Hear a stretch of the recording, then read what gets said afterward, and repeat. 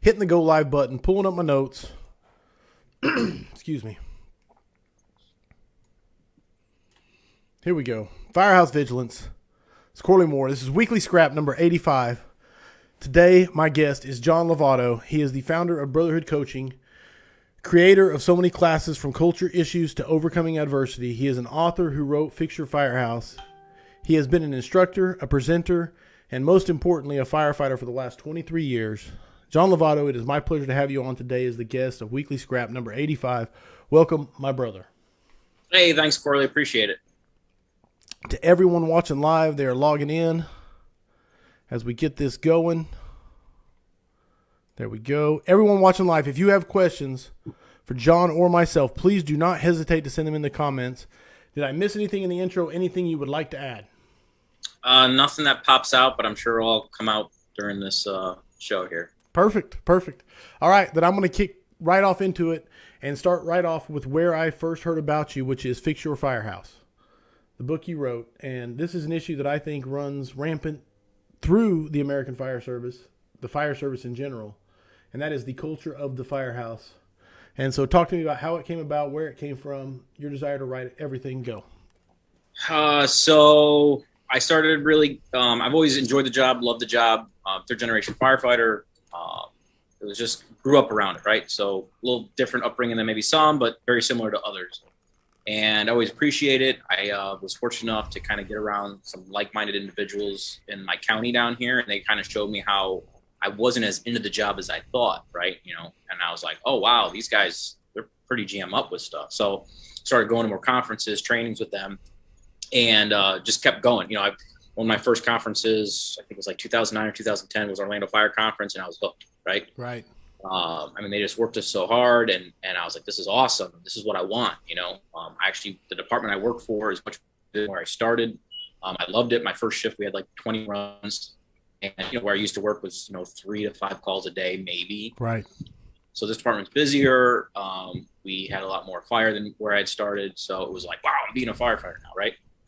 So loved it, but there was, I had some good officers in the beginning of my career that I respected a lot, and then I had some that I just didn't. I was like, man, if this guy can do it, anyone can, right? But I didn't have like the role models that I wanted, right? So I started just taking hands-on stuff, leadership stuff, and I didn't know what I didn't know. So it was by going to these, I started learning. I'm like, all right. Makes sense. I've never had an officer do that. That'd be great. Just all these little things along the way, I started picking up. And fortunately, once I started learning this stuff, to do what I could where I was. When I say that, I mean, I became an acting officer in 2010. So I stayed in my lane. I knew my role, right? One day I might have been the boss, but the next day I was a peer. So, it's a balance. I'm kind of in that role again now. We'll get to later. So I would just try to figure out ways to lead and get the things done and do little trainings. And that eventually morphed into, come 2014, got the white shirt, gold badge, took a couple tries of testing, finally got it. I didn't realize how much work I needed to put in to study and actually get number one on it. And I was nervous first 6 months. So on my department, pretty much when you get promoted, we call it a floating captain. We don't have lieutenants, just captains. And so you fill in, right? Okay. So it was about February, March of 2015, I got a station assignment back to my home. Our station 13, it's one of the busiest ones around. I was there as a firefighter, as an engineer, and lucky enough to go back as a captain. And that's where you get to go do the work as a firefighter. Right. So I got back there and had some newer people. I had some challenging personalities there, and all in between, right? So I was like, well, it's go time, right? This is what I learned. Let's put it to work. So I put it to work. Everything that I did. And guess what? Not everybody was on board. So I had some pushback. Right. And I had to all right, how am I going to do this? And I kind of went down a not so good route of what they typically teach you, right? Someone doesn't listen. Hey, we're doing paperwork. Well, we do discipline. Okay, I've never seen it work. So I had to learn, the stuff I was doing wasn't working. and I'm very stubborn or driven, whichever you want to call it. Right. I'm open to both, and I wasn't giving up, right? So I'm not gonna lie, there was a lot of sleepless nights and worrying about stuff at home, and I wish I wasn't like this, but this is how I am. I finally accepted it as I got a little older, and I was able to pull through. I got through to a very disgruntled person that was checked out. Stuff happened to him, but made a lot of bad decisions with stuff. But I got them to a point I don't think anyone else has. And, I started sitting back after I got through. It took a while and a lot of failures with it. And I was sitting back, and I'd already started kind of Brotherhood coaching just as a Facebook group. And I asked some questions in it because I just was like, I was really into reading, and I was like, man, I think I could write a book. That'd be kind of cool, right? And, I was like, oh, man, I could write a book, and maybe my wife doesn't have to work. That didn't happen, by the way. did write the book. She still has to work. Firehouse pays the bills. Right on. When you start learning about books and authoring, you got to either have a bunch out there or, something else. So that was just a great dream I had. But I asked a bunch of questions, and I put it out there to people, and they answered it. And a lot of the problems people were having, I'm like, I'm not having those issues, right? And I'm like, maybe something's working here, Right. No, yeah, maybe I'm onto something. Yeah, so I was like, well, I go, all right, I'm going to do it, right? Because I just, when I make my mind up, it's happening. People pretty much that know me, if I say I'm going to do something, it's going to happen. So I actually ended up writing the book while my daughter was born. So if anyone who has children knows that infants take 2 naps a day, typically. Right. And those naps, I was on my computer just trying to get everything that was going on paper, and ended up self-publishing through the help of a friend that knows books and whatnot. So kind of put it out there, and it did way better than my expectations ever dreamed of. I was ready for just a flop, or just say, hey, I did it. Kind of like, you write a big paper for school or something, and it's done pretty well, and it's opened some doors, and enabled me to meet people. And the great thing is when I hear people that say, hey, we tried this out and it works, and I'm like, yeah, I wasn't making it up. Some of my guys that started with me, they're now captains, and they've told me, hey, this stuff works. I'm like, God, I wasn't making it up. I go, this is what we were doing, guys. Right.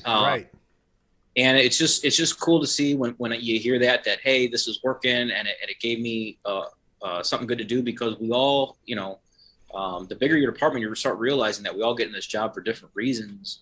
And obviously, if you're probably watching this, you're probably like-minded like me and you, where you're really passionate about it. It's not work, unless it's a call after like midnight, and then it's work. But you just enjoy being there and doing the job. It's not just a paycheck or great pension benefits, whatever the case may be. Sure. A lot of people get involved for different reasons, and that's okay too. And I think that's one of those big things you have to learn. That doesn't mean they're wrong. It's just they have different reasons for being there. And I'm sure this will dive into a little bit later on overcoming, people that have different viewpoints or not as passionate. Sure.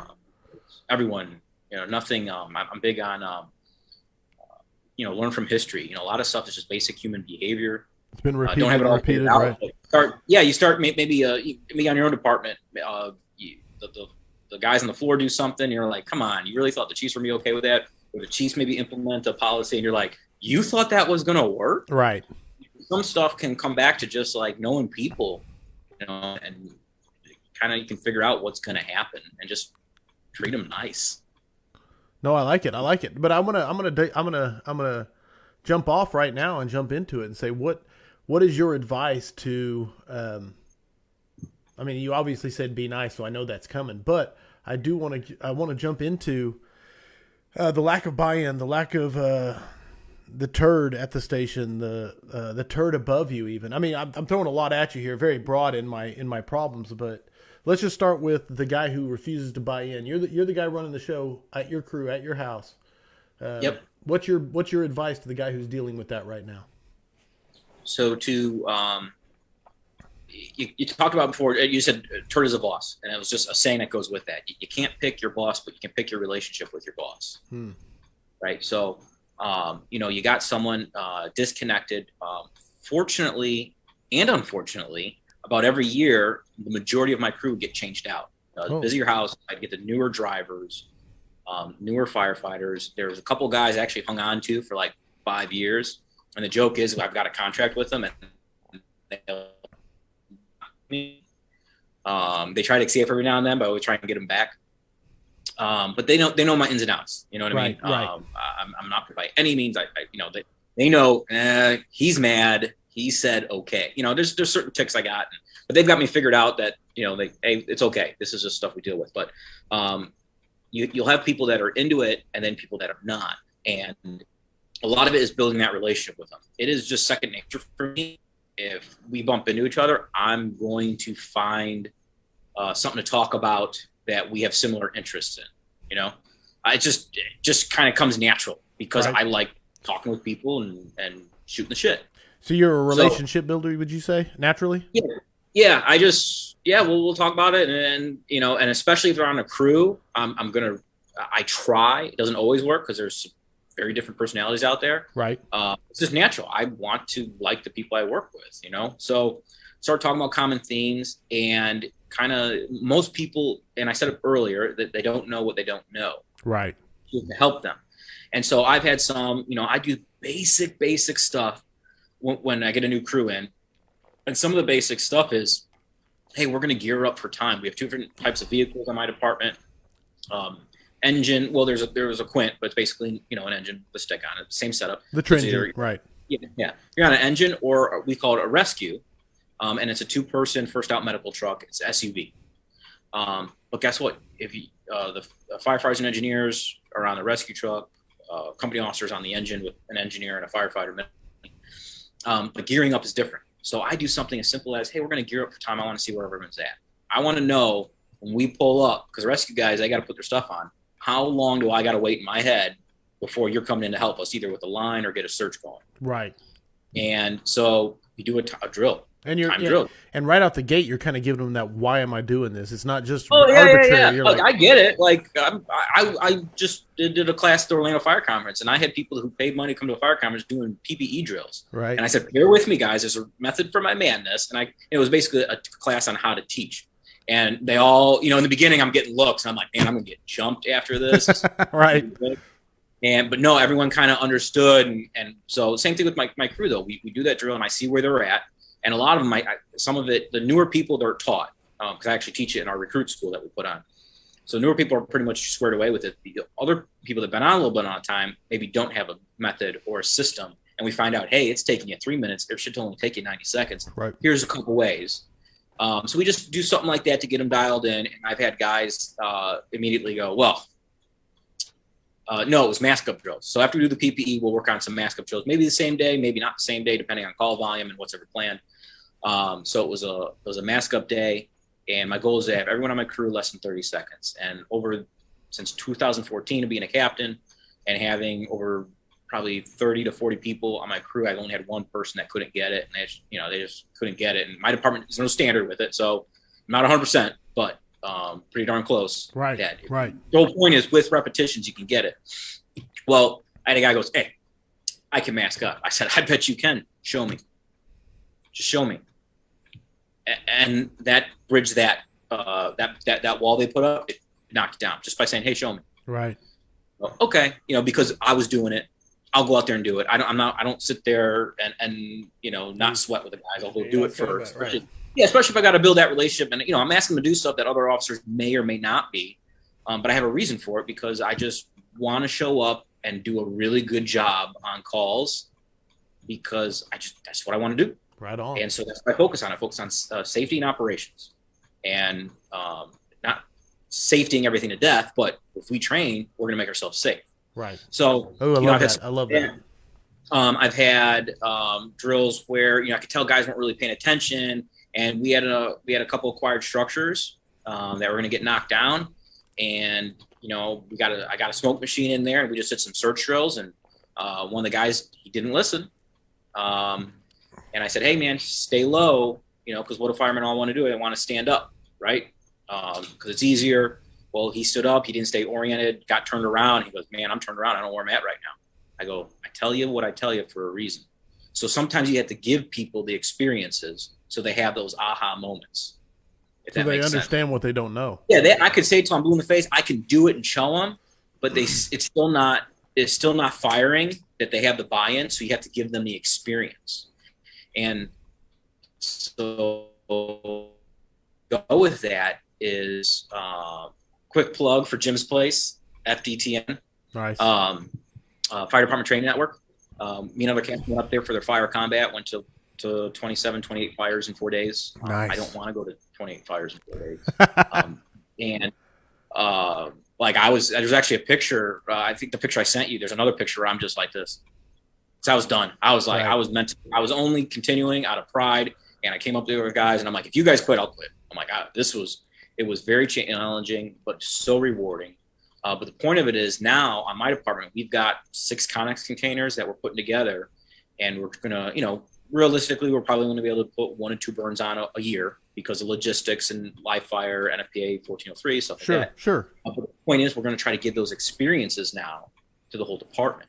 That's awesome, man. I learned stuff there that I never would have learned in my career. I actually have talked to guys that go to way more fires than I do, and I'm just like, man, where did this not get passed along? Right. And it's just something that just certain stuff you learn there that just it didn't happen, or guys weren't doing it, so that's why it didn't.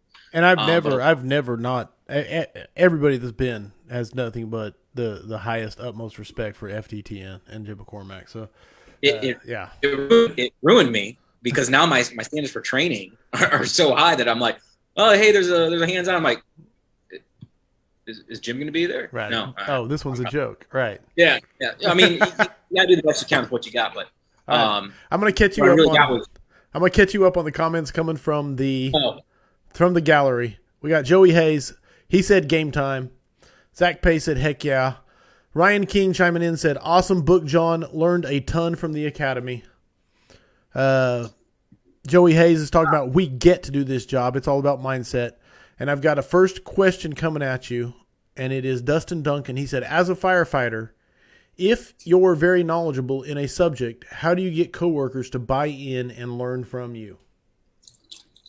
A lot of that is showing.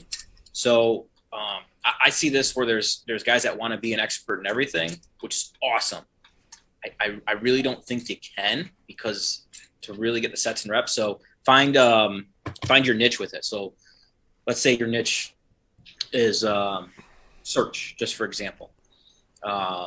Start putting on search drills, giving those experiences, because if we all went to the exact same fires, I have this thought, it's not proven by science or anything like that, but if we all went to the exact same fires in the same buildings on all departments, most likely we would start figuring this stuff out. Right. Going to right.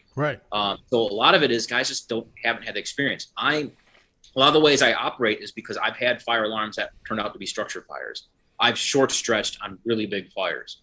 I've missed fire rooms. I've had these experiences. So that's why I'm like, no, we treat every fire alarm like it's real. I'm not looking like a ding dong on this call. Right.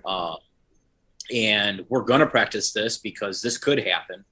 So the point of it all is, if you've got your niche and you're dialed in with it, is show it, through drills, explaining it, but then put those drills on for people and show them how it works. So there's a couple different ways of teaching with it. Is you can either have the people go first and they show you what they got, or you can go first and then they can go and bridge it. It's kind of, you got to figure it out, and it's really doing, because it's watching the individuals and how they perform. With new people, I'm going first, and I'm like, Hey, this is what I want you to do. Maybe people that been there a little bit, hey, show me your process for this. Okay, cool. Well, it took this amount of time.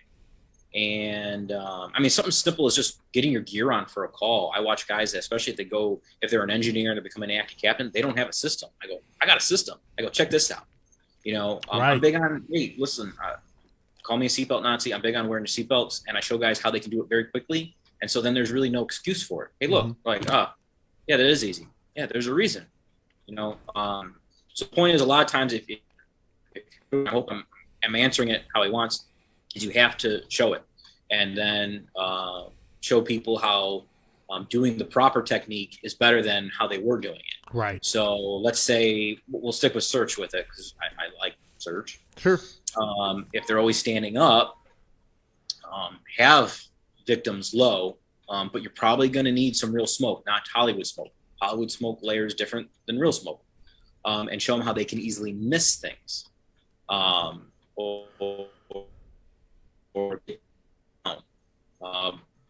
one of the big thing at FDTN was, listen,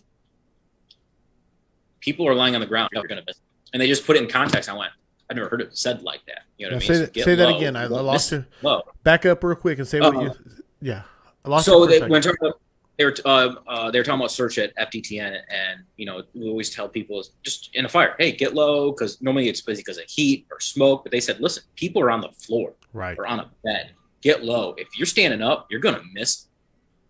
And I'm like, I've never heard it put that way. I like that. It's correct, and it's way better than how we were trying to describe why the reason for things. So it's just explaining and kind of giving those experiences, and then buy-in becomes easier, if that makes sense. No, absolutely. And buy-in is key. And I'm gonna catapult right off John and talk to Dustin's question. As a firefighter, if you're very knowledgeable in a subject, I'm gonna stop there, because if you're very knowledgeable in a subject is extremely subjective statement. And so you may feel like you're the most knowledgeable person in the world, but until you have influence or relationships that you can leverage into sharing that, then you're spinning your tires. I don't care how knowledgeable you are.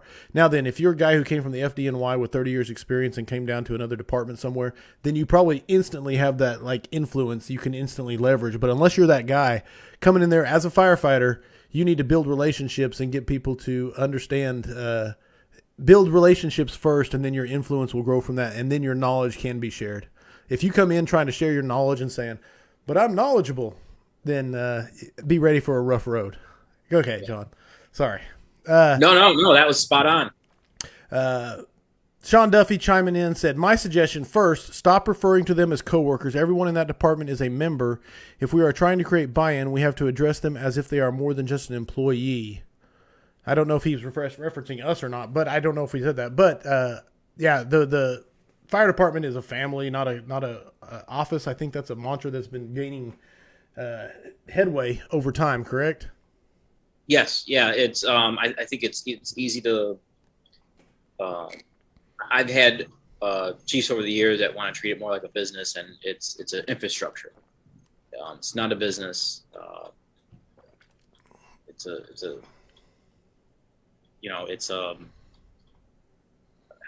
I hate to say repeat myself with infrastructure, but it's a needed thing, and you have to appeal to people. You can't measure stuff by dollars and cents. It's you can do response times, but I'm very fortunate. I'm in a unique position right now where I'm a captain.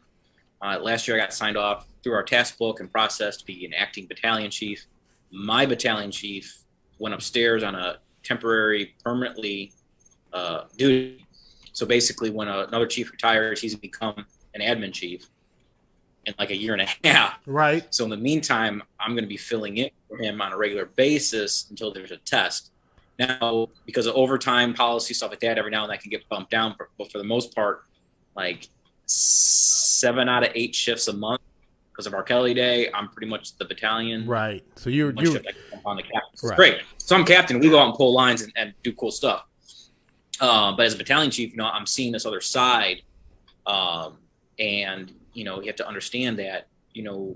I was talking about, we have 2 battalions for my city, and I was telling them the other day. I said, it's not that I don't want to use the word. You have to have happy firefighters, but you have to have inspired. Because if they're inspired, they're going to be happy. Because everyone happy is something different. You know what I mean? Right, Happy maybe right. something early or a pay raise. But if I can have guys that are inspired every day, then I'm going to do what I can to help them accomplish the mission for it, but balance it. And I live in a very gray area. I'm like, hey, if you got to do this so you can meet this objective, make it happen. Be smart, make decisions. We had a chief one time. He said it simple: battalion chiefs run your shift, captains run your station, and I really agree with that, because Nice. Give us the outcome you want, and we'll get it done. But don't tell us how to get there, because and I see it now even in this position that You get further away a little bit, it's kind of like you're in the clouds. You don't see everything. Right. Further away, and you realize, like, I'm learning now there's a lot of reflex time. So when I say reflex time, hey, guys, run a call. Oh, it only took 15, we don't transport. So, 10, 15 minutes. Well, okay, well, they still got to get back to station. And, maybe they had to get fuel someplace. Maybe they stopped at the grocery store to get food. Moving parts of stuff. Oh, hey, they had to pick up something from the main station. Right. Or they went out and did a drill real quick. So it's, you got to remember that there's reflex time. Recently, we had to do some type of training at the department. Well, the one crew, one of the firefighters had to ride in the ambulance to the hospital, so that engine had to go pick them up. So they're gone for like an hour. They're done.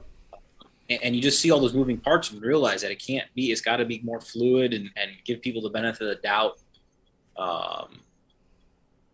Yeah, it's cool. It's cool watching the different layers. I spent some time in all the ranks, and sure. The cool thing is just watching how it's different now. No, the perspective changes. Yeah, you're battalion chief now. Yeah. Right. So. No, and only for I'm pretty new battalion chief, so the perspective changes. Well, I'm a new acting, like, pretend teacher, and I'm just like, wow, this is, and I love being a captain, but this is a cool aspect. Right.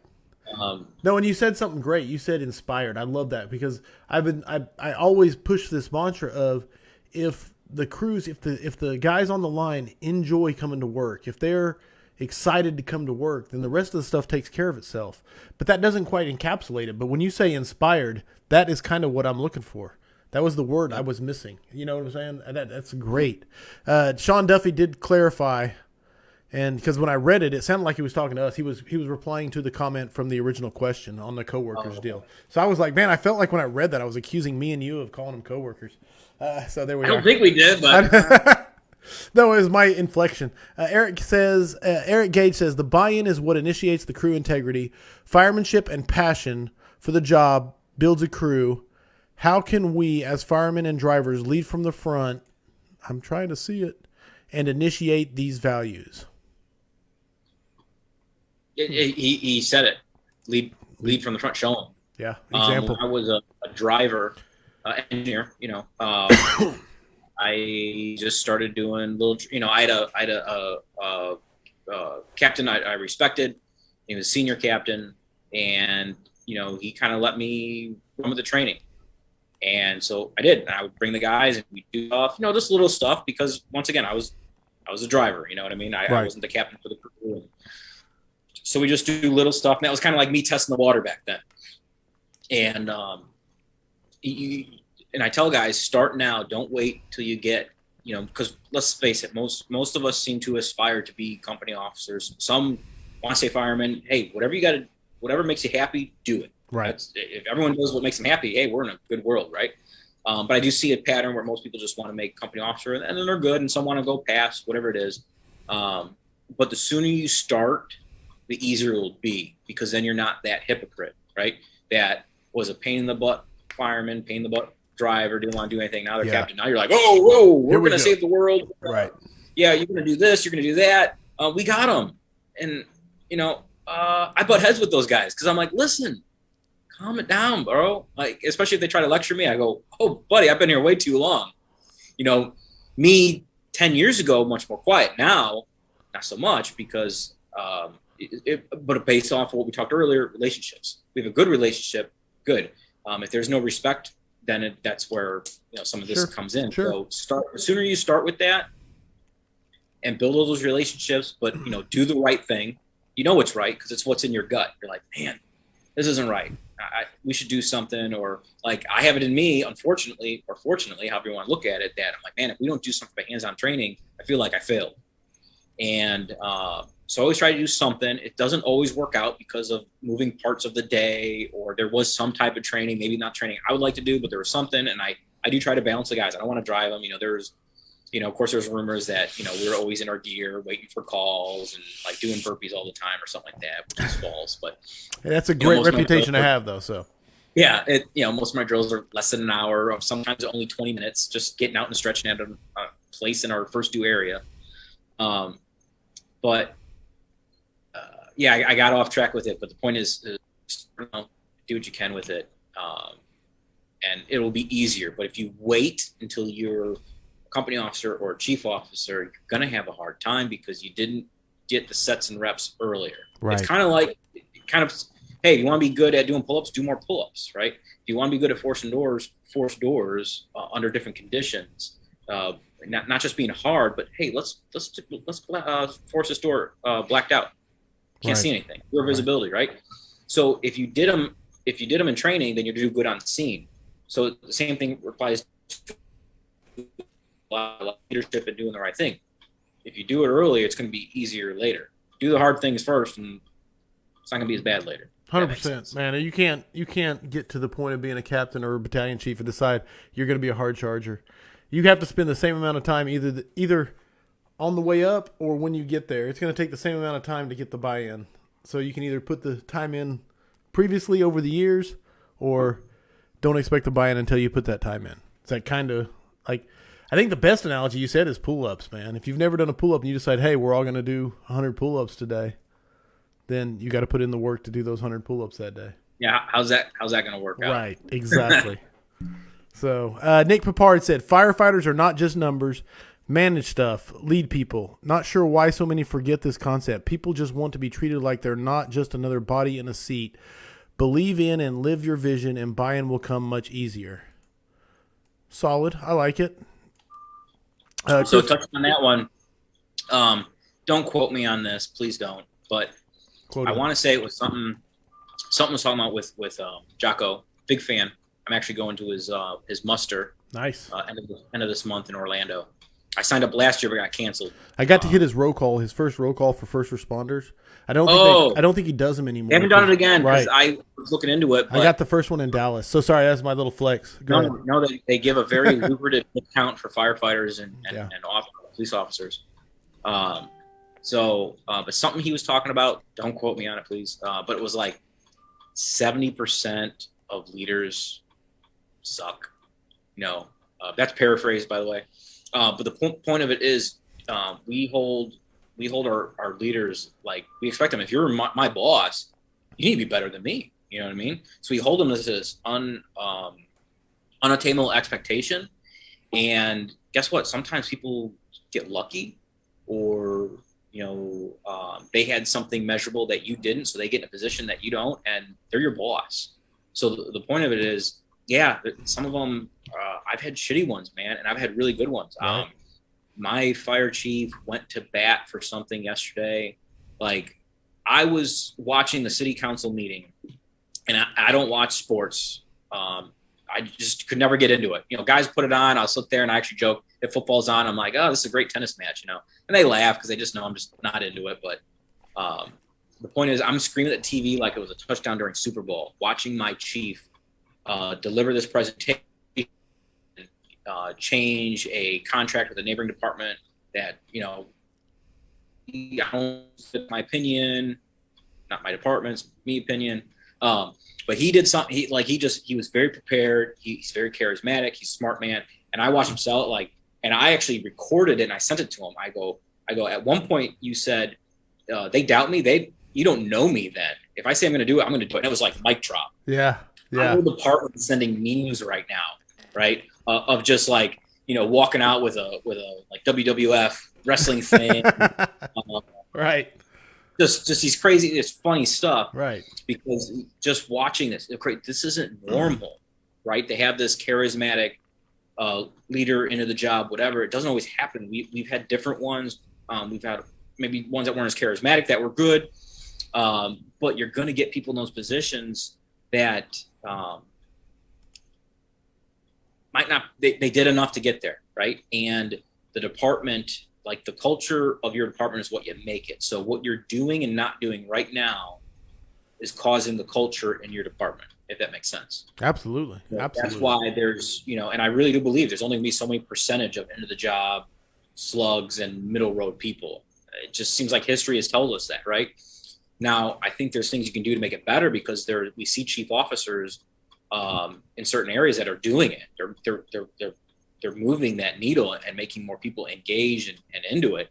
But that's unfortunately a rarity. So that's where you have to ask yourself, are you going to sit where you're at, or are you going to put yourself in a position to make things better? The exception. Yeah. That said, he goes, if not me, if not me, then who? You know, see if they, you might be having fun as a tailboard fireman, just being on the nozzle, and that's great. But if that's your I always look at this. Where are my frustrations? That's where I got to go. Damn. Right? Damn, that's tough.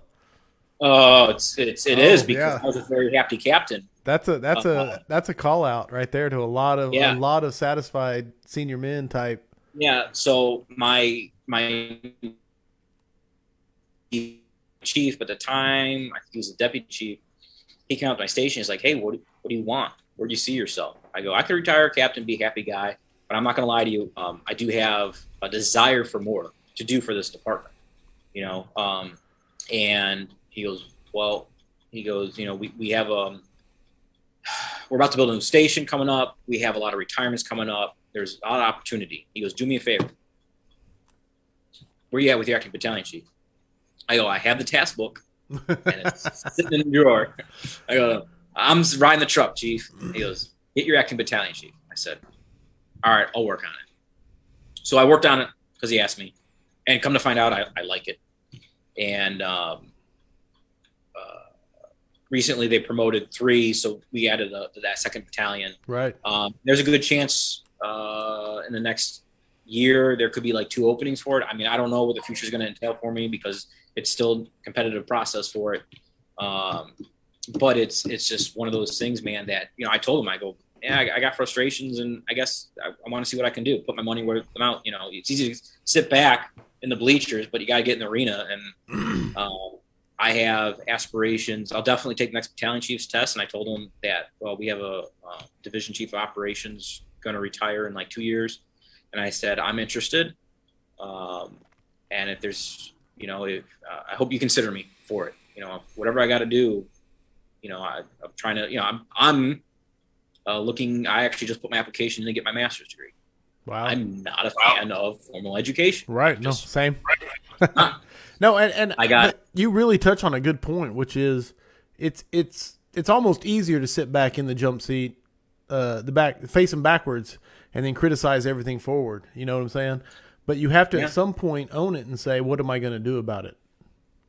It's a year ago I applied for EFO, and I just got my letter 2-3 weeks ago. I was denied. And I was like, oh, okay. I thought I had some good stuff on there. But I was talking to someone that has their EFO from a long time ago and an instructor, and they go, hey, don't let it deter you. Keep putting in, but looking to get your master's. And I'm like, ugh, I don't want to do that. Right. Like, I have 2 small children, and I like to go fishing on my day. Right. So I actually just applied. I don't know how it's going to take, but it's a key, right? It's a key to a door. And maybe you got to go get that key because that's the only way to open that door. You know what I mean? Sure. You gotta almost like play the game with it of, figure it out, and, you can keep complaining or you can try and do something about it. Right on. Alex Needham said, Eric, water boils from the bottom up. He's talking to Eric. But he said, embody your passion and the guys on the fringe will buy in. Others will step up and bestow their vast knowledge on you. And at the end of the day, everyone still takes something away if they're involved. Who cares if they're looking down at you while they do it? Eventually, it all builds trust and respect. We can be the change at the bottom. There's one opinion there. Of course, Ryan King says, be the example. Jacob Johnson says, building relationship is key. Joey Hayes has kind of chimed in and says, no one has ever been fired for asking their CO to train or drill. Try before you pry, then try again. I love that quote. I need to pin that. Hold on, sorry. I need to save that one. That's good. I'm going to use that one in a picture somewhere. When people come to me with a complaint, man, we're going down the rabbit holes. Go. So, it's not on my book list, but, man, I should have looked at the title because this was a good one. It's called Ladder Leadership, David Marquette. And I want to say it's Turn the Ship Around was the book. Don't please quote me. There's a lot up here. I can't always recall it right. I get It's Your Ship and Turn the Ship Around confused, but yes, it's one of them. Yes, yeah, that's why I'm like, I'm not 100%, but so the point of it is when people come to you with a problem, try to help them solve the problem themselves. It's not you being lazy or not wanting to do it. but when they solve the problem themselves, then they grow, and that's leadership. And that's one of the key things I've used, and I talk about it in the book. I guess I could have referenced my book and looked at it real quick, but I'm not going to lie, that this isn't water. It's I use it at my station, and I even recommend people, if you do nothing else, just use the ladder of leadership with stuff. So when people come to you with problems, you're not just telling them what to do. You're helping them ask the questions to get them to solve it. So we talked earlier how there's been a couple of guys who've been with me for a while. Right. They know my routine. They know I don't want them coming to me with problems. And I sit people down for expectations at the beginning, but expectations is one thing, and being with someone for a few years is another, where you start really learning about them and how they do stuff. And I actually had a newer driver come to my office with a problem, and my senior fireman piped up. He goes, "Listen, he wants you to solve it, not him to solve it." And I went, "Thanks, Brad. I appreciate that." But he figured me out, right. And I use phrases that I learned from this guy to solve their own problems and stuff like, well, what do you think? What do you recommend? Stuff like that. And once they start solving their own problems, they're like, oh, the whole goal is to get people to a point where they come to you and be like, "Hey, this is wrong with the truck. I already called the garage, and we've got an 11 o'clock appointment to get it fixed. I already checked. There's nothing else going on." I mean, that's the ultimate goal. If you're a captain, to have your driver handling all that. Right. It takes time. But if they come to you with a problem and you're always solving the problem, then they're going to keep coming to you with problems. So it's not to do less. Like, I've worked with people that they delegate everything. Like, do you want to delegate breathing to me too? But the point of it is to get them to, solve their own problems. And that's leadership. You're teaching them to take ownership. Absolutely. And come up with a solution for it. And, I had, it wasn't much, but it was cool. I like going to fires. And we, like 2 weeks ago, I think, we had a fire in my battalion, and I ended up being first on scene because it was in my old station's area. So once the address came in, I go, "Oh, I know where that's at." And so showed up, ended up being a building. It was a detached building behind a house. I called it an apartment, right? Because I ran overdoses in there. People would go and use drugs. Right. It's not in a good area. So when I showed up, I actually gave my on-scene report. Hey, it's an apartment behind this house. Well, I was in a different stations area. They were thinking an apartment complex. So I screwed up. That was part of the PIA. Listen, I got to watch my words. Sure. They understood why I said apartment, not apartment complex, but I understand why they thought bigger. Right. The point of it was like, I think first due showed up. Hey, didn't have a water supply yet. I already gave my assignment. I had our rescue truck engine as fire tack. Another engine was showing up. We do booster backup. We just call it like tank to tank operations. Hey, give me your tank water. Right. Stretch a second line because of the heavy fire involvement we had. And I think I assigned third water supply, or maybe he came to me beforehand. And I'm still figuring out right. So I know there's benefits to command in the buggy, but it's second nature for me to be out in the front yard. Right. Doing a lot of face to face. I get both. I can't do buggy. I can't do buggy. I'm sorry. I know there's benefits. I can't do buggy. Yeah, I know there is, but like I'm open-minded because this isn't, I'm learning, right? So I'm in the front yard, right. And I was ready to take a line too, but I knew that was probably going to be wrong. I'll get yelled at. But so one of the drivers goes, "Hey, I don't got a hydrant." I go, "Find one." That was it. That was my direction with him. And we talked later, and next thing you know, you heard, because I'm into it. So, I got the audio to it. I'm listening. I'm like, did I sound like a frantic, freak? No, okay. It was kind of calm. Was everything clear? Was operations going good? And sure. Did all that. Because I want to learn from my mistakes. I make them all the time. By all means. I learn every fire I would have done something different, because at the end I have all the answers. At the beginning, you have a few seconds to make decisions, right? So I talked to him later. I said, "Hey, I want you to understand, I wasn't trying to be a jerk. I want, and maybe I failed to deliver this in expectations talk, because this was my crew when I was the captain, and now I'm the acting BC regularly, or maybe forgot, whatever it was. End of the day, if you own the mistake, you don't judge people harshly. So I just owned it. I'm like, all right, maybe I failed in some way. I go, if you don't have a hydrant in sight, then that's up to you to, direct it. Don't just go, I need a hydrant. I said, I've got other stuff that's on my mind that I'm trying to get going. I can't go find your hydrant.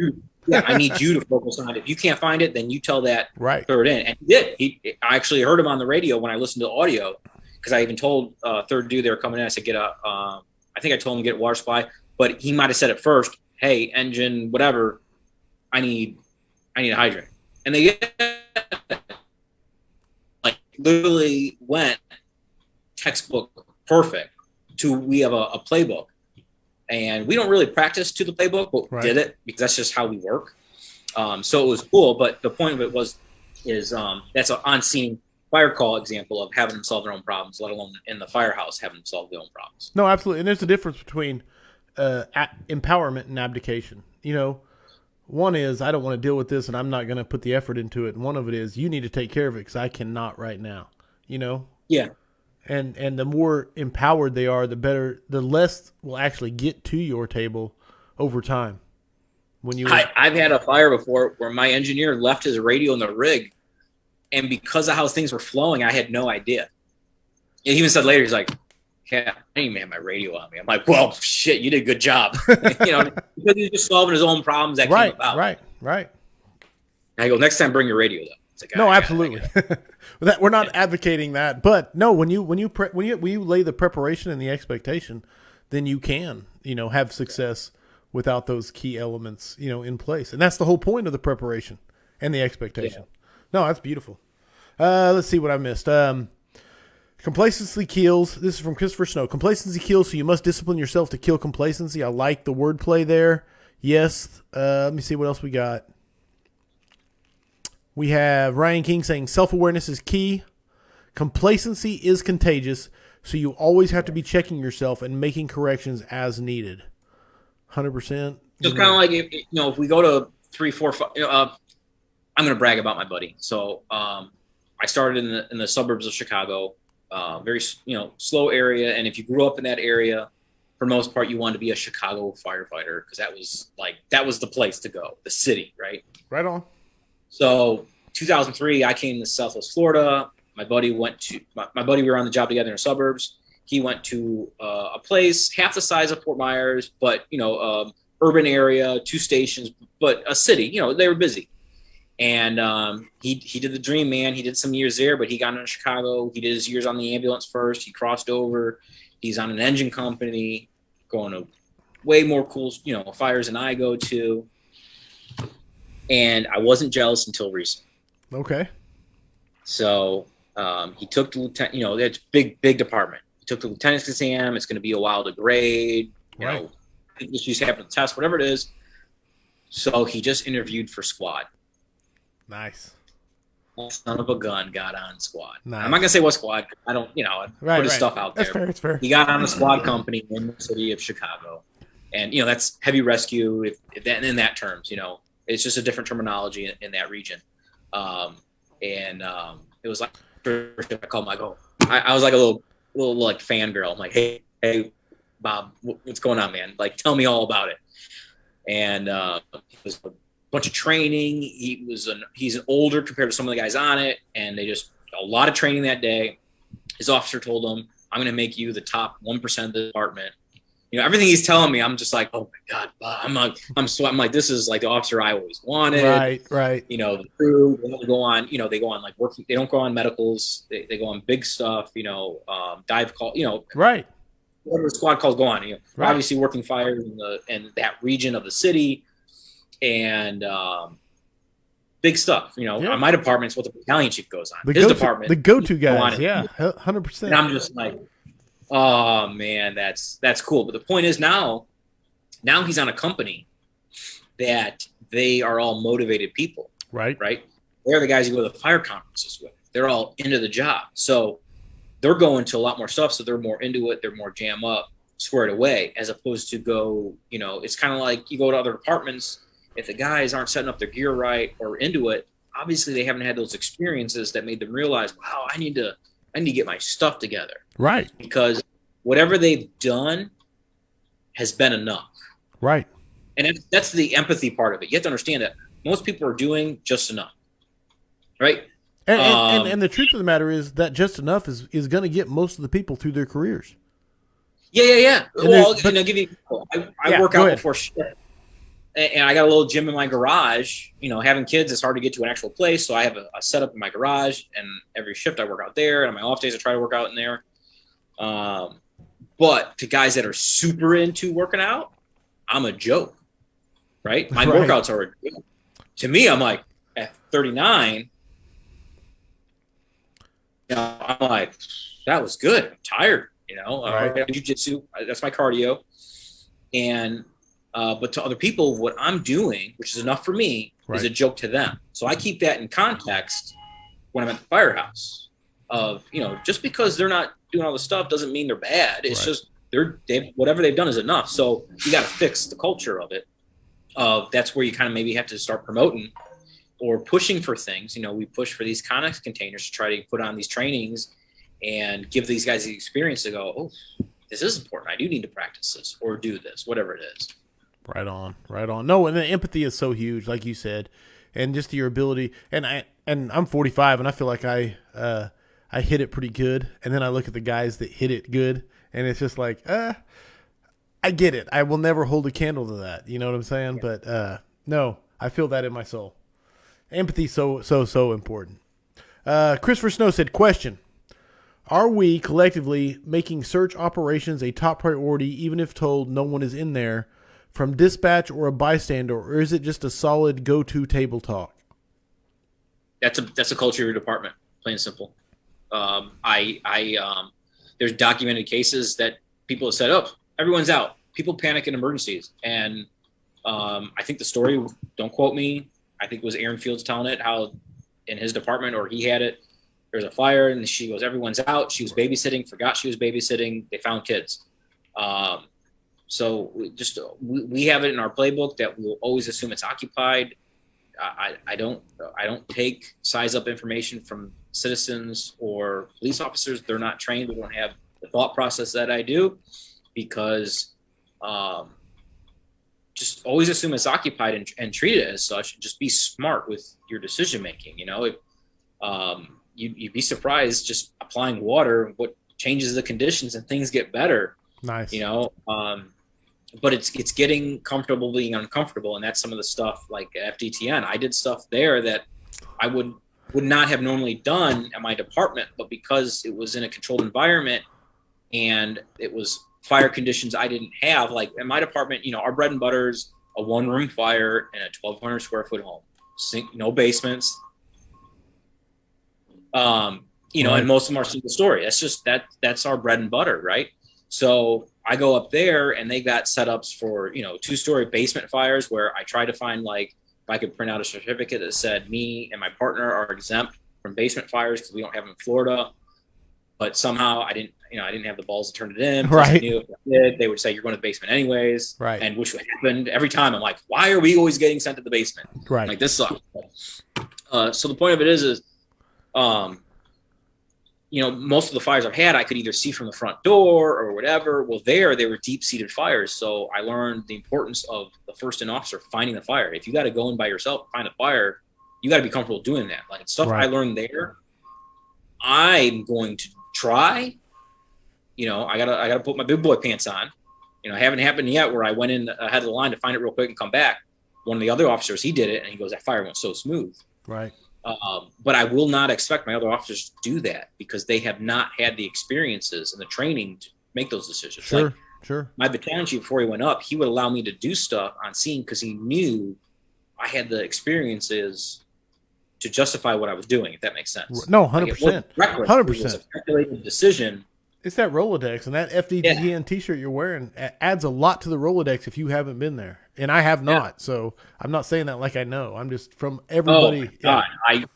My goal, is to try to get as many people from my department there as possible. Right. And I've never heard anybody who's come back from it who that isn't their goal. You know what I'm saying? Oh, it's like, and I can't think of a better endorsement. They're sold out already. I think for 2021, they're already sold out. Right. I wouldn't be surprised if they're sold out for 2022. It's just, yeah. It's such a phenomenal program. And that's my goal, is to try to get people up there, because I'm going to try to give experiences with the containers along with other people in my department. Right. It's not just with it. You're bringing it back and you're wanting to emulate it. You're wanting to pass it on. I get it. 100%. But it's going to be a watered down version, right, because they have the sets and reps, and my mind was just blown. One of my, there's a few benchmarks that I set for myself. You know what I'm saying? Getting Kurt Isaacson to come on the scrap, that was a huge thing for me. Getting Aaron Fields to come on the scrap, a huge thing for me. He's coming on May 25th. And then Jim McCormick actually messaged me back and said he is coming on the scrap sometime this year, later in the year. And so that's one of those huge things for me. It's one of those benchmarks, man. I want it to happen. So anyway. The best moment, all right, a little bit, is I was the engine boss. And so I was up by the nozzle person. We were making a knock on the fire room, and I hear Jim goes, "Now, John, you got to get another push into the room and finish the fire." And I'm just like, how do you know? First, I mean, obviously there's a bunch of us that are in the class, but he made it a point to, he knew your name. who was there. Like, maybe he had a check. I don't know. I doubt it. Like, right. How do you know it's me, let alone me? And then, like, to hear him, like, to get guys like him and Lombardo coach you on stuff, and I'm just like, I didn't, like, this is an amazing experience, and that's why, we almost got pushed back for another year not to do it. I go, listen, I'll be 40 by the next time. I go, I want to do this as soon as possible. The guy that went with me, he's a few years older than me. We both were like, yeah, we want to do this now before we get older, because it was challenging. Very doable. I will tell people, like, we held our own, but we did not feel like studs whatsoever in this process. Like, it was a very humbling experience. But to do it, because it was one of the most challenging and rewarding things I think I've done. Nice. No doubt. I've never been elk hunting. I want to. That's on the goal this year. We'll see what happens. But, okay. Like, it's up there with something like that. Like, keep me posted on the elk hunt then. Yeah, my certificate from here will be next to my degrees. Oh yeah, just I'm just like, that's why I was like, hey, we got T-shirts. Something to show, to make me remember this experience, because this was just amazing. Awesome, man. All right, I didn't even get to half the questions I had for you, so I'm sorry if I left anything out. But I want to hit you on. I always like to ask my guests on if you have book or books that you think firefighters should be reading. I got two. Okay. I read the sheet first. So I grabbed two, and for very different reasons. The first one has been covered many, many times, and there's a reason it's been covered many, many times. It's Frank Viscuso's Step Up and Lead. And I picked this one because this was the catalyst for me. It was, I think I'd gone from conferences, and I just want to be good. And I really do consider myself just a mediocre firefighter. There's nothing special about me whatsoever. I don't think so. I just either driven or stubborn, however you want to phrase it. I think that's my biggest quality, is I'm just like, no, if I'm determined on it, I'm going to do it. And I'll go through the roadblocks, right? But this book, there was something in it that just started with me, and I'm like, wow. I'm like, I think I can. All right, he's talking to me. I can do this, so that kind of started it all. And I would encourage people, and I can only base stuff on my own experiences, that if this started me, maybe it could start you with stuff. So give it a shot. And Frank's done phenomenal for himself. Absolutely. I bought his book, Step Up Your Teamwork, I think is the other one. It's in the house. And now he goes, he's retired now, and he goes around teaching all over the place. No, he's an international speaker. Best at you. Yeah, 100%, dude. It works. Yes.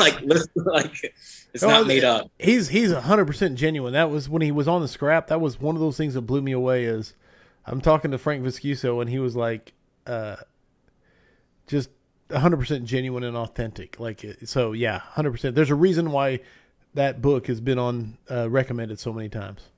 So. Well, absolutely.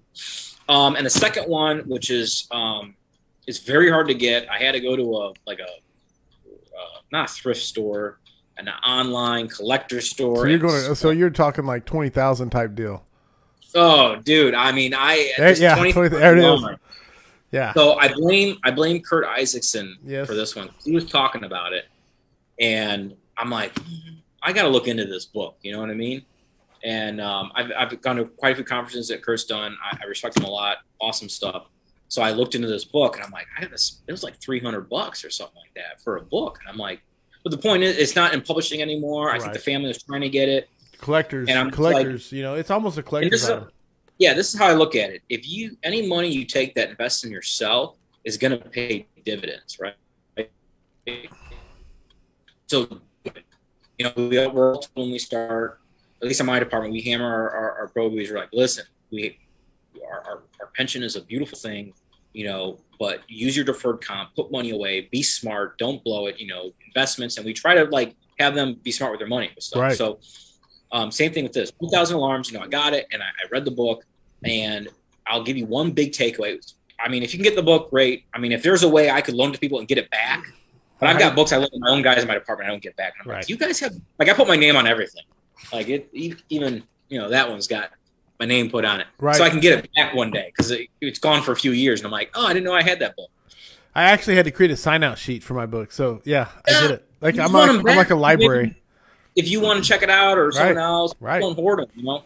So, you know, the title of the book, 20,000 Alarms, Memoirs of the Most Decorated Fireman in New York City, Lieutenant Richard Hamilton.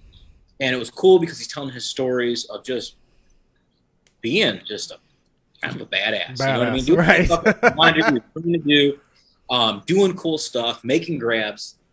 And the big takeaway that was just like blow my mind because of the year it was written, and I want to say it was the 70s. And the funny thing is, this is actually a Miami-Dade College copy, which I'm like 2 hours away from Miami-Dade.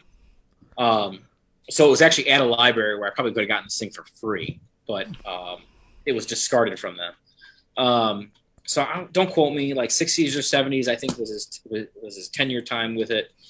But so he got assigned to a rescue company, and it was a small place, and they actually got scrap lumber to like build onto the kitchen, right? So it didn't cost the guys anything. They wanted to build it on, and either they were setting it up or they got the lumber, and on a different shift, the guys got rid of the lumber, destroyed it, or knocked down whatever he was building.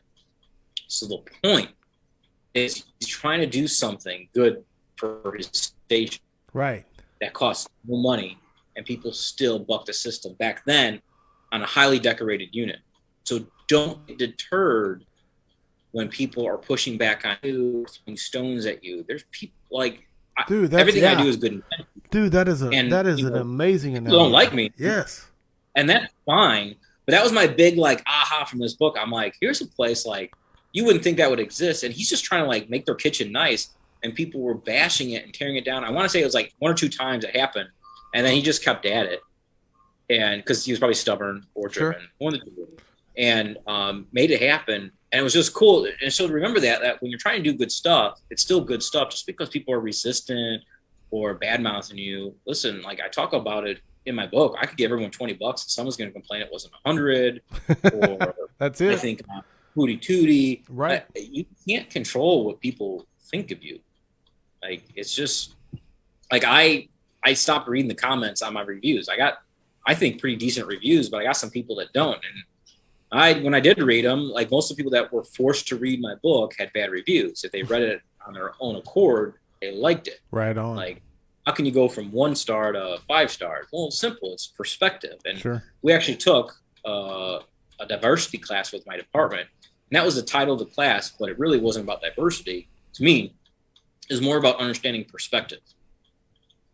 And everyone brings something different. And that's why I'm big on team building, because I've always had a team that brings different things to the table. And I try to figure out ways they complement my weaknesses. Nice. You know?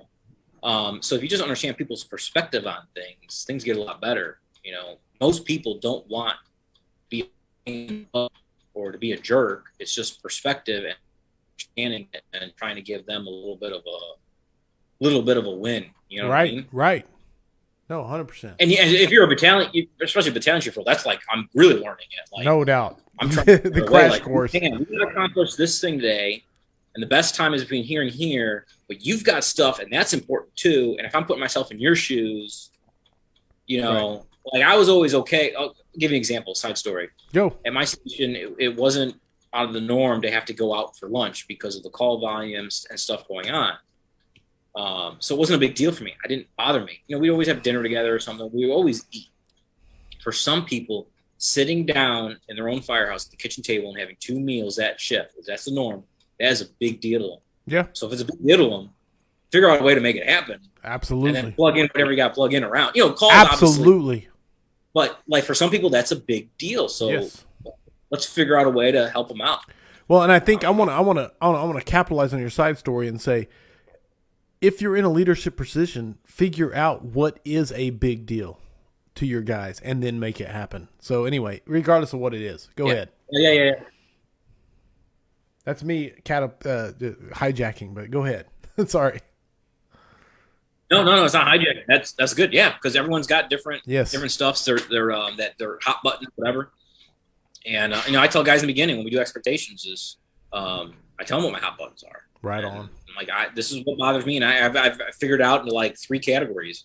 I go, if it fits in these 3 categories, it's going to bother me, and we're going to have a conversation. Not a bad one. I'm just going to be like, hey, what's going on? Why is this happening? Right. And believe it or not, most part, if you're nice and just talk to people, it fixes itself. Nice. You know, I talk about Frank's book, but he talks about there's 3 reasons people don't meet it: unaware, unwilling, unable. Yeah, won't, can't, don't. Yes. Yeah, and most in my experience has been just unaware. Right. You know, and we always assume it's unwilling though, right? So we apply it to assuming unwilling. And actually, we took a personality test, and I think that's like a weakness of mine. I just assume people like the best of people. But hey, that's me. I'm at almost 40. That's just me, right?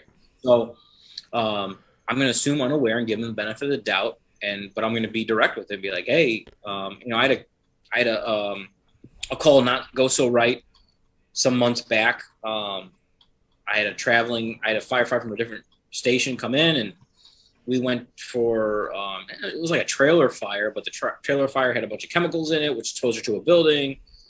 So we were second due to it, had to pull a line, and you know, I'm used to my guys when they get off the rig, they're handing me the irons. I'm telling the line, they're ready to go. Well, this guy was like, right, kind of a soup sandwich, and holding the mask and gloves in a hand, and I saw a GoPro, and just wasn't ready, and I ended up pulling the line. So we had a conversation later, and I said, "This is what it looked like. It looked like you were more worried about that GoPro than doing your job. Is that the case?" "No." I said, "All right, I'm giving you the benefit of the doubt. You told me, but I'm telling you what it looked like to me. But if you're telling me no, that wasn't the case, and that was some of the issue, you got it."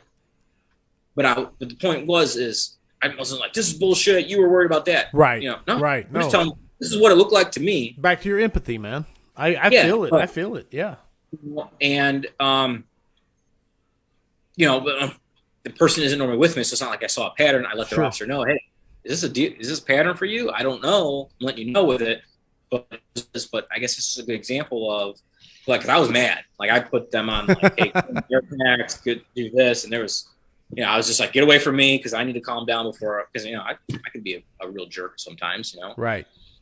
So I figured out a way to separate myself and like, all right, I got to address this, but how am I going to address it? And that's how I chose to do it. But I guess the point of that is the more you do it, the easier it becomes. Right. Like my first 6 months as a captain, I had like that nervous knot in my stomach every single shift. No, yeah, absolutely. Dude, and stuff just eventually got a little easier. Right. And now you actually can recognize those knots and say, oh, this one is being caused by this. And it still happens. Yeah. It's just not like, doesn't keep me up. It's not as debilitating as it was when he first had them. Right. I get it completely, man. All right. So on the weekly scrap, we have a thing we do. It's called the 5 questions for firefighters. It's been fun, and I enjoy the answers. The thing is the answers are all completely 100% your opinion. So there is no right or wrong. The points are assigned by me, and they're completely arbitrary. So, John Lovato, are you ready for the 5 questions for firefighters? Let's do it. All right, here we go. Number 1. What is the number 1 issue facing the modern fire service?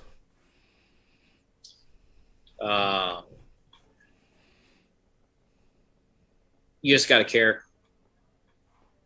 I would say that to pick up one thing. If you care, you'll do the right thing. If you don't, You won't. If you care. So you're saying it's a lack of care that is the number one issue? This is the empathy part. I'm extrapolating. I'm just digging. Yeah, no. Like you have to like care enough because you can go through the motions of things, but like I said, it's not a business. It's an infrastructure for things and kind of a calling to do a good job. And I guess people surprise me where I've seen people around like, man, maybe they don't care. But then I see them like take people aside and do some trainings with them and do things. And I'm like, maybe they do. Maybe they need a little help. You know what I mean? So I really do think you have to care. But like the caring part comes into, there's individual responsibility and there's department responsibility with that too, to cultivate that. Sure. You know what I mean? No, absolutely. I'm going to stick with my answer of you just have to care. You just have to care. I like it. I like the answer. 100%. All right, number 2. What is the thing you are most excited about for the future of firefighting? So I like the answer already, but go ahead. No. Like this has been on my brain with it, So, I think back 10, 15, 20, like, okay, 98 as a explorer or as a cadet when I got started. Sure. There's no social media. I only knew the department I was at. So right. there's good and bad to social media, but we figured out a way to like bridge that. And there's people putting stuff on, like, you talked about Kurt earlier. I've gone up to the Panhandle, which is like 9 hours away from here. And there's like a flight takes just as long because of layovers and driving. It's really hard to get there. It's not easy. I've gone there for like HROC and a command officer boot camp, but there's conferences going on now. There's like places like FGTN. There's stuff on social media, which is good, but like you got to do it. Like talking is not doing. And I use that phrase a lot. And I tell guys, listen, you can talk about the rip pack. You got to go do it in zero visibility with your gloves on and full gear. Like talking's not doing. Right on. So go do some stuff. But I'm curious. I'm curious to see how how places will be either more aggressive or just more dialed in because of the opportunities. There's a lot more opportunities now than I think there was before to learn. But it's going to be the responsibility of those people like watching this that are into the job to make the department that way. It's not going to happen on its own. Right. Not by accident. You run multiple fires a day. It's just not. Sorry. You have to bring that culture in. And like on my bucket list is to go out to the Colony, Texas to see everything Scott Thompson's doing. Right. Like, one of my favorite. There's people modeling after him what he's doing. 100%. And I'm just like, I just want to be a fly on the wall and be like, hey, just give me an example and just watch the inner workings because, I've never met him in person, but I read the book and I think I reached out a couple times and, he even says, we don't get a lot of fires or nothing, but people are leaving there. We don't get a lot of pay, but it's the culture they built. Oh, 100%. So they can do it. Anyone can do it. You just have to care enough to put in the work because if you put in the work, you'll get the results. Absolutely. And, well, don't get me started on Scott Thompson. He's one of my heroes. So I will move on. Excellent answer. And yes, the Colony and Scott Thompson, 100%. Number 3, best rank or position to be in the fire service. So it depends on what you want. And I can only speak to where I've been. Okay. I tell people you can't take people to where you haven't been. And I will tell you this, as the company officer has been the most challenging but rewarding positions I've had in the fire service. Nice. I love being a firefighter. Fires were going down and, I had some bad officers and I'm like, I got to promote. So I promoted. I didn't want to be a driver long. Right. I was a driver longer than I wanted. It just happens that way and made captain. Like I said, it's been very challenging, but very rewarding because if there's issues in my station, it's my fault. Yes. Right. Dude, love it. Yeah, it is what it is. Like, yes. If something's not going right, what did I do to cause this, or what did I not do that caused this? So, I got no fingers to point, and I was at a busier house where we called it like an island because people didn't bother us because we were busy, So it was just run calls, do your job. It's great. So right now, my perspective, and that may change later. We'll see what happens with my career in life. But right now, I would say company officer. 100%. Company officer will always get you max points as an answer on that question because it is the greatest job in the fire service. So anyway, that's my personal opinion, and I pass out the points. So anyway, number 4, best advice you have ever received. So it's weird, and let me finish and understand the context. Okay. I was in Vegas. I was 21. I hadn't gotten the job down here yet. I actually was going out there with a bunch of guys that I worked with in the suburbs of Chicago with.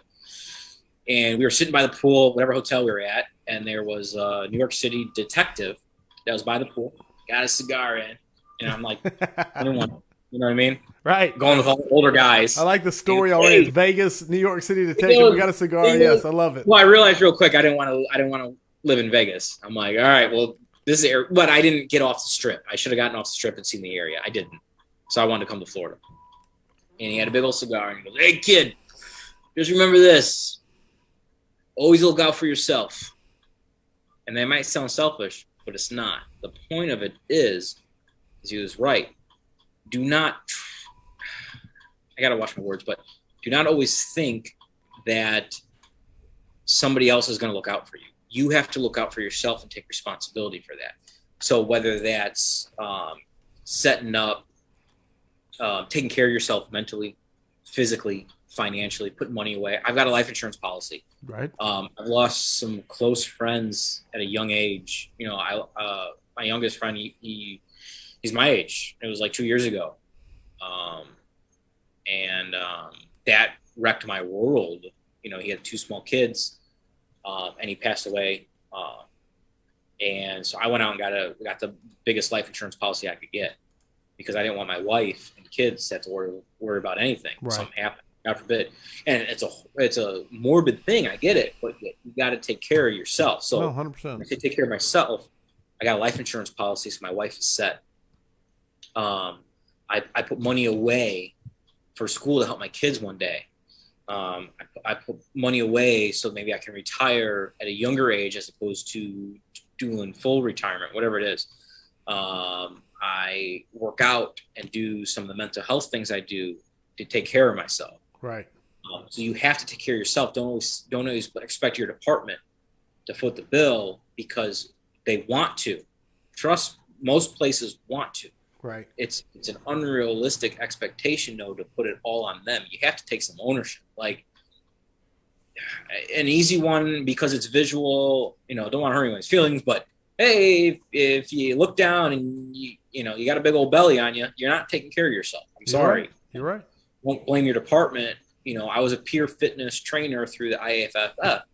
It's a good program, and its intentions are to help people be healthier, but you have to take some ownership yourself. You can only, right. I can't work you out. I can't, you know what I mean? Like, no, you can't put them in the gym. So it's to cultivate that culture, but you have to take some ownership and look out for yourself. And don't always think, oh, well, they'll take care of me. And sometimes you got to fight because, maybe you work for a municipality that, end of the day for a larger city, you're a number.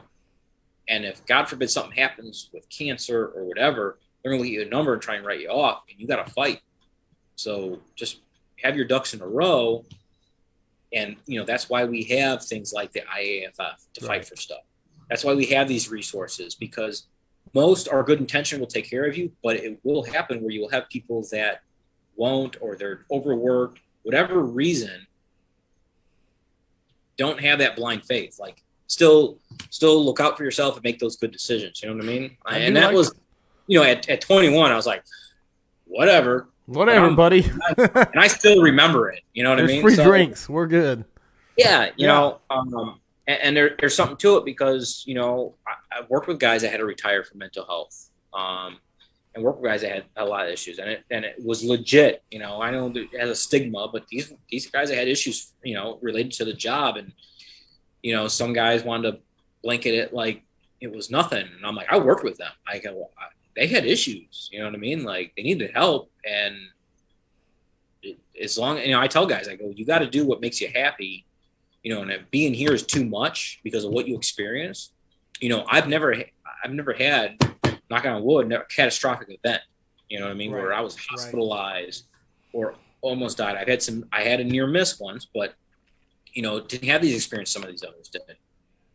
That affected me, but that's why I do the things I do to try to keep going. You know what I mean? Like, absolutely. You got to take care of yourself. I like it. Best advice you've ever received came from a New York City. Was it a police detective? You said he was a detective. Well, that's what he told me. He was a detective. Right. He looked the part. At least he looked like it in Vegas. But hey, I like it. Best advice you ever received. Take care of yourself. I love it. This would have been back in 2002. Right. Number 5, final question. You have heavy fire and searchable space. Would you rather be assigned to the nozzle or first in on VES? So, it's a tough one, right? And I'll give the reasons. Okay. So, I would probably go with nozzle. It's initial. You're seeing the fire. You're putting it out, putting it on. VES would be very rewarding. Because if the searcher's path is called for it and you end up making a grab, and I'll be very transparent here, my biggest fear is missing someone on a search. Sure. And I say that because in 2004, we had a fire in the project neighborhood, low income, 2-story concrete structure. And we were in a reserve unit. So I had when I say that, it's because it wasn't, it was open cab, right? So I couldn't hear radio traffic. I had my radio on the attack channel, but because of the engine block was right next to me running, I can't hear anything. Right. And so we showed up at that fire, and I knew we showed up. My captain said, "Get in there and do a search," which, the captain should have been leading the search, but sure. Different time, whatever. Me and the fireman went up, second floor, fire was knocked down. We started doing a search. Another crew we had another engine company that went to the Charlie side through the backyard. They were going through a window. It was some aggressive stuff happening. I was like, wow, we're really dumping all our resources. It's cool. I ended up going into a room, fireman before me. I hear him say, "I got someone," and he's in front of me, and I see a large head of hair. Right. So I went low, because I assumed it was adults. I went low to grab the legs, and when I went low, I realized it was a kid. So I moved out of the way, and I just pushed him in front of me, and we ran out. And when we ran out, we found the ambulance unit, and we started working the kid. And then another fireman jumped on, and the kid was breathing still, but he had no pulse. That makes sense. Whatever it was, we couldn't feel a pulse. Right. Right. But we knew he wasn't breathing, so they're bagging him, and they went. And unfortunately, he transpired. He didn't make it. And there's another kid that passed away on the couch. It was an arson. Basically, this fire was 3 kids home alone by themselves. One brother started the fire. He ran away. One brother passed away on the couch. He was very little. One went upstairs and hid in a clothes basket in a closet. So when I teach search, guess what? There's a kid in a clothes basket. And I teach that for a reason. Because it happened. The point of all this coming back together is I worry about missing, because after that fire, I went, would I have searched that closet? Right. Closed. Right. Well, no, I can't tell you. I can bullshit you and tell you yes, but we don't know until it happens, right? So that's my big fear. That's why I said, I guess I did the nozzle. My big fear is missing someone and having to live with that. And that's why I teach what I teach with stuff, because I don't want anyone to, have those bad practices, miss someone, and now they have to live with that and that stress of it, of they coulda, shoulda, woulda. 1000%. Dude, that's strong. There it is. The 5 questions for firefighters according to John Lovato. And where can people reach you? Reach out to you, get your books, get your classes. Go. So you can find me. Just go to brotherhoodcoaching.com. I got the book Fix Your Firehouse. Nice. I like it. It's I got the resonates. Love book. I didn't even get to that one. So yeah, thank you. Yeah, it's just I use an electronic version now. I went through like 3 or 4 of these. Well, before I made the book, I had like a binder. It's just about being organized. And I learned real quick, if you schedule your time, you'll accomplish what you need to accomplish. If you don't, you won't. You won't. That's So great. I've adapted, and I have the book on there, and I actually dropped the price on it back in like Christmas time, because why not? Just get it out there for people. So it's basically a daily planner for the shift. It's designed all 10. You can read all about it on the website. Got that. I have Fix Your Firehouse Academy, which is a leadership development program. The Ultimate Training Plan, which is a year-long training plan, so you don't have to come up with your own training. Just based off single-family structure fire, commercial, high-rise, and multifamily, Nice. all built together. Get it all out and try to break things all down. And there's some YouTube videos on there. Other people had used it, but it's linking the resources to you, so you have something. And if nothing else, it gives you a template to work from to make your own, maybe, whatever works for you. The resources to make the issues that the roadblocks we have go away, right? And the latest thing I had was an or a leadership development program designed to jumpstart your department's leadership development program. Like, it should be taught by your internal people. And so the program is designed to launch it. It's very, I've had some people reach out, but because of my own, I still have a career going, so I can only do so much. Right. So that one is a very case-by-case basis, but there's a lot of resources to help guys overcome those roadblocks. So awesome. Brotherhoodcoaching.com, correct? Yep. There it is, guys. Go there, you'll find everything else. Weekly scrap. Go ahead.